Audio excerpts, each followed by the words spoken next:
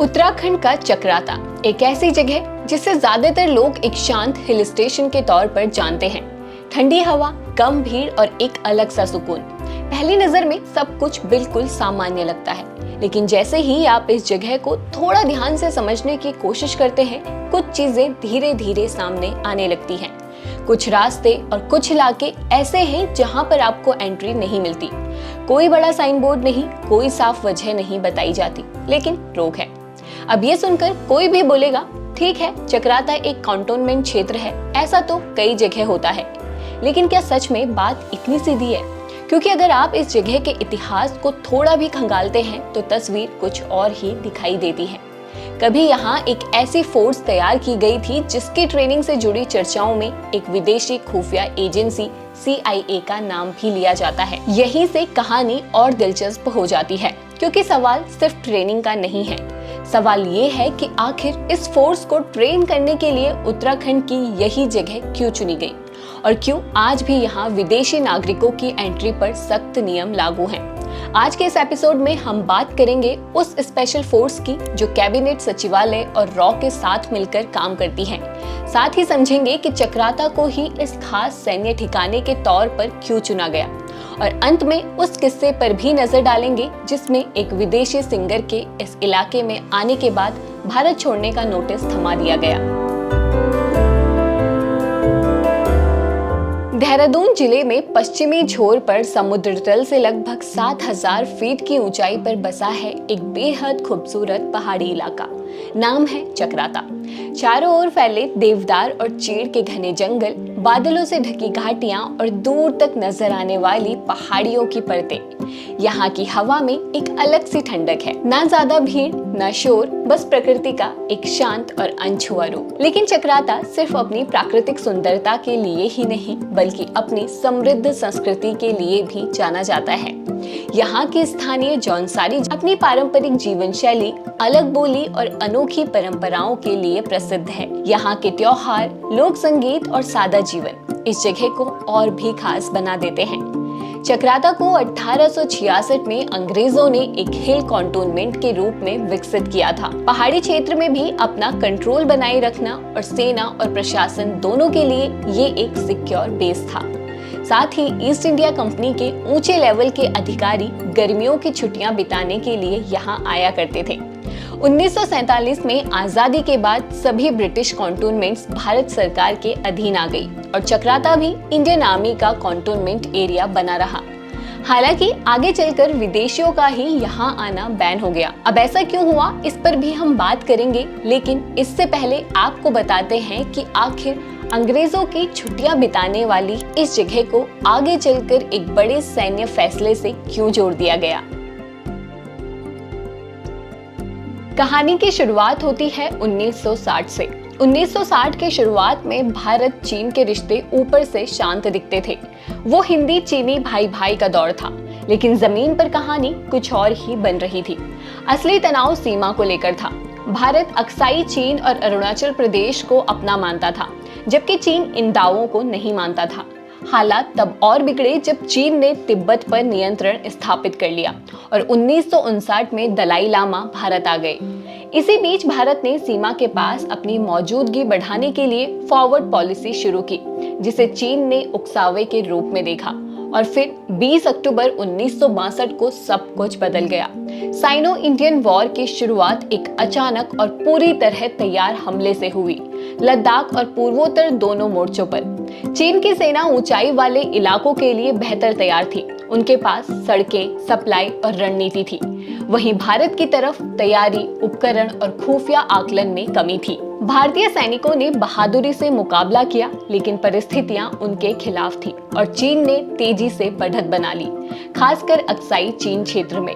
कुछ ही हफ्तों में 21 नवंबर 1962 को चीन ने एक तरफा युद्ध विराम घोषित कर दिया। यही इस युद्ध की असली बात थी। चीन विवादित इलाकों पर नियंत्रण स्थापित करना चाहता था। भारत को इस संघर्ष में सैन्य झटका जरूर लगा, लेकिन इसी झटके ने सबसे बड़ा बदलाव पैदा किया। एक कड़वा एहसास कि पारंपरिक सेना के साथ साथ एक ऐसी गुप्त हाई अल्टीट्यूड फोर्स की जरूरत है जो दुश्मन के इलाके में जाकर चुपचाप काम कर सके। और यहीं से जन्म हुआ स्पेशल फ्रंटियर फोर्स का, एक ऐसी शैडो फोर्स जो दिखती कम है लेकिन काम सबसे मुश्किल करती है।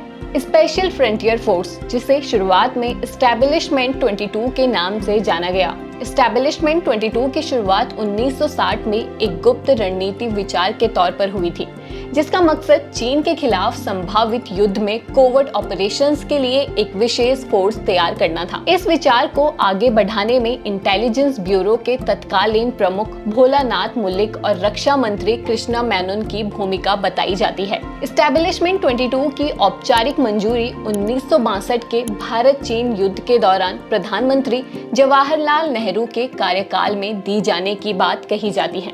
इस फोर्स की सबसे खास बात थी इसका कॉम्पोजिशन।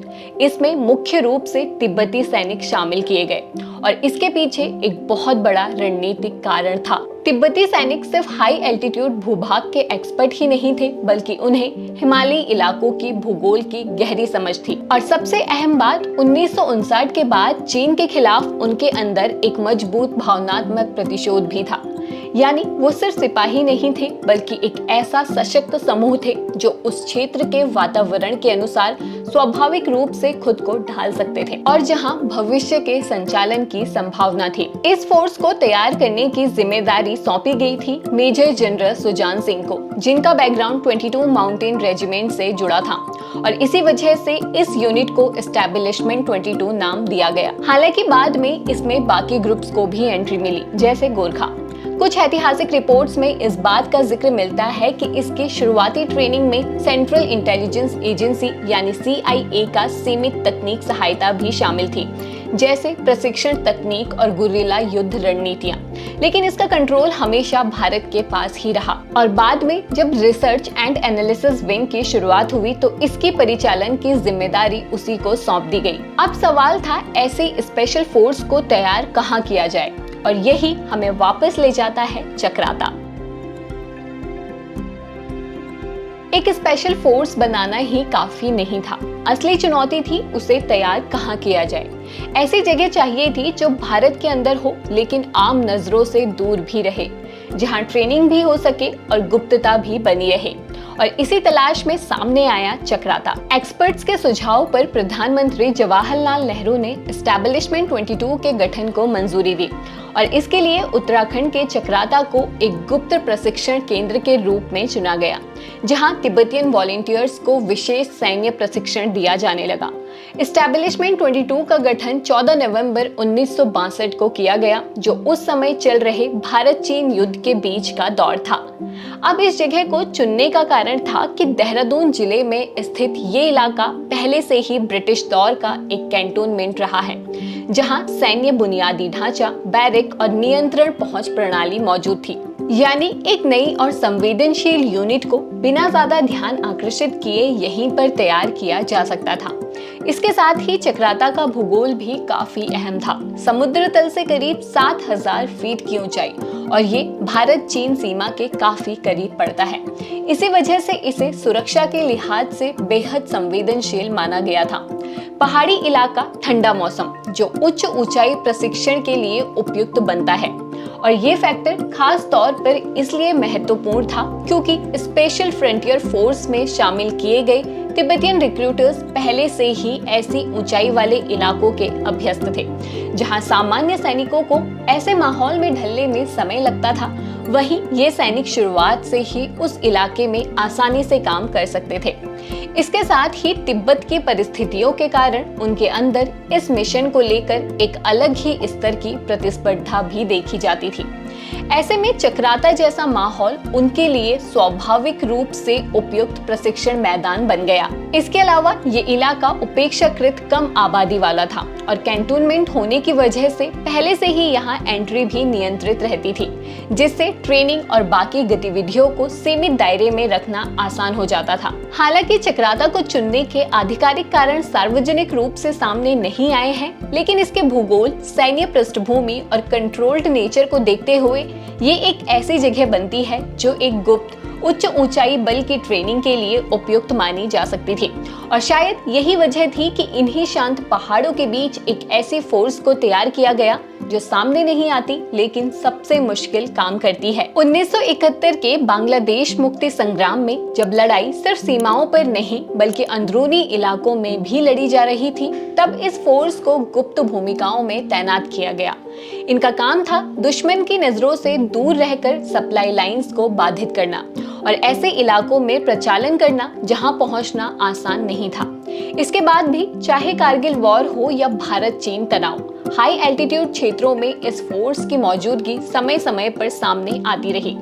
स्पेशल फ्रंटियर फोर्स के जवानों ने अमृतसर के गोल्डन टेम्पल में हुए ऑपरेशन ब्लू स्टार में भी हिस्सा लिया था, जो उस समय भारत के सबसे संवेदनशील सैन्य अभियानों में से एक माना जाता है। इसके बाद प्रधानमंत्री इंदिरा गांधी के निधन के तुरंत बाद कुछ समय के लिए SFF को प्रधानमंत्री की VIP सुरक्षा की जिम्मेदारी भी सौंपी गई थी। 2020 में पैंगोंग TSO के पास हुए ऑपरेशन में स्पेशल फ्रंटियर फोर्स ने अहम ऊंचाइयों पर कब्जा कर भारत की रणनीतिक स्थिति मजबूत की। चक्राता को लेकर 2018 का एक किस्सा काफी सुर्खियों में आया था। एक विदेशी सिंगर चक्राता आती हैं और कुछ ही दिनों के अंदर उन्हें सीधे देश छोड़ने का नोटिस दे दिया जाता है। अब क्या है ये पूरा किस्सा, आइए जानते हैं। बात साल 2018 के आसपास की है। एस्टोनिया की पॉप सिंगर केरली भारत आई थी। शुरुआत में उनका ट्रैवल बिल्कुल सामान्य था। एक आर्टिस्ट नई जगह को एक्सप्लोर कर रही थी, लेकिन इस दौरान उनका सफर उन्हें चक्राता तक ले गया, जो एक संवेदनशील कैंटोनमेंट एरिया माना जाता है। अब सवाल उठता है, वो वहां गई क्यों? कुछ रिपोर्ट्स में बताया गया है कि वो अपनी म्यूजिक वीडियो शूट करने के चलते उस इलाके तक पहुंची थी, लेकिन असल समस्या यहाँ से शुरू हुई थी। जैसे ही अथॉरिटीज को उनके वहां पहुंचने की जानकारी मिली, लोकल पुलिस और इंटेलिजेंस एजेंसीज ने तुरंत एक्शन लिया और पाया कि वीजा रूल्स का उल्लंघन हुआ है। इसी वजह से केरली को भारत छोड़ने का नोटिस दे दिया गया। अब समझने वाली बात यह है कि विदेशियों पर यहाँ प्रतिबंध क्यों है। दरअसल चक्राता में इंडियन आर्मी का कैंटोनमेंट मौजूद है और आसपास के इलाके रणनीतिक रूप से बेहद संवेदनशील माने जाते हैं। यह हिल स्टेशन ऊंचाई पर स्थित है और भारत चीन सीमा के काफी करीब पड़ता है। इसी वजह से इसे सुरक्षा के लिहाज से बेहद संवेदनशील माना जाता है। ऐसे इलाकों में बाहरी लोगों की आवाजाही पर हमेशा सख्ती बरती जाती है। सरकार को ये डर रहता है कि कोई विदेशी नागरिक पर्यटक के रूप में आकर गलत मंशा से यहाँ घूम सकता है। इसी कारण यहाँ विदेशी नागरिकों की एंट्री पूरी तरह बंद है। अगर किसी विदेशी को चक्राता जाना हो तो उससे पहले गृह मंत्रालय से खास अनुमति लेनी होती है। बिना अनुमति यहाँ प्रवेश करने की कोशिश करने पर उन्हें रास्ते में ही रोक दिया जाता है। तो चक्राता के बारे में जितनी कहानियां बाहर घूमती हैं, उतनी ही कहानियां इसके अंदर भी है। कुछ बातें डॉक्यूमेंटेड हैं, कुछ बातें डिबेटेड हैं और कुछ चीजें आज भी क्लासिफाइड मानी जाती हैं। यही वजह है कि ये जगह सिर्फ एक जियोग्राफी नहीं बल्कि एक क्यूरियोसिटी बन चुकी है। लेकिन इन सबके बीच एक सच और भी बड़ा है। चक्राता सिर्फ पहाड़ों और रणनीतिक महत्व की जगह नहीं है, बल्कि ये जौनसारी समुदाय का घर भी है। जौनसारी लोग सदियों से इन पहाड़ों में रहते आए हैं और उनकी संस्कृति इस पूरे क्षेत्र की असली पहचान है। उनकी अपनी बोली है, अपनी परंपराएं हैं और जीवन जीने का बेहद सरल लेकिन गहरा तरीका है। यहाँ की एक खास बात यह है कि जौनसारी समाज में साल भर कई लोक उत्सव जुड़े रहते हैं। यहाँ हर मौसम के साथ जीवन और प्रकृति का जश्न मनाया जाता है। इनकी सबसे दिलचस्प बातों में से एक है उनकी सामुदायिक जीवन शैली और यही एकजुटता उनकी संस्कृति को आज भी मजबूत बनाए हुए है। लेकिन अफसोस की बात यह है कि बाहर से आने वाले लोग अक्सर इनकी संस्कृति को ठीक से समझ नहीं पाते और इनके बारे में कई गलत धारणाएं बना लेते हैं। तो अगर आप जौनसार को अच्छे से समझना चाहते हैं तो हमारी ये वीडियो जरूर देखें और अगर आपको हमारी ये प्रस्तुति पसंद आई हो तो इसे लाइक और शेयर जरूर करें और ऐसे ही दिलचस्प कहानियों के लिए घुघुती को सब्सक्राइब करना ना भूलें। धन्यवाद।